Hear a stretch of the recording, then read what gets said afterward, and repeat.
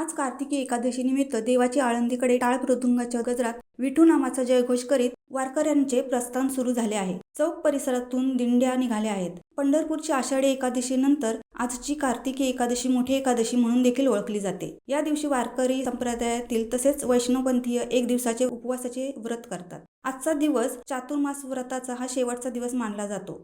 कार्तिक शुद्ध एकादशी हिला प्रबोधिनी एकादशी किंवा बोधिनी एकादशी असेही वारकरी संप्रदायात म्हटले जाते. या दिवशी भगवान विष्णू त्यांच्या चातुर्मासातल्या 4 महिन्यांच्या योग निद्रेतून जागे होतात व पुन्हा या सृष्टीच्या पालनाचा कार्यभार स्वीकारतात असे मानतात. त्यामुळे हिला देवोत्नी देव उठी एकादशी असेही म्हणतात. तुलसी विवाहाची सुरुवात याच दिवसापासून सुरू होते.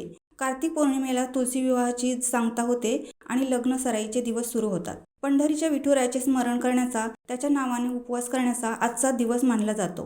चौक परिसरातून निघालेल्या वारकरी दिंडीला निरोप देण्यासाठी वारकरी पंथाला जोपासणारा भक्त उपस्थित होतो. यावेळी महिलांनी डोक्यावर तुळस घेतली होती तर काहींच्या डोक्यावर ज्ञानेश्वरी अध्याय होता. टाळ मृदुंगाच्या गजरात विठू नामाचा जयघोष करीत या दिंड्यांनी प्रस्थान केले. आजपासून खोपोली सासगाव येथे बोंबल्या विठोबाची 15 दिवसांची जत्रा देखील भरते.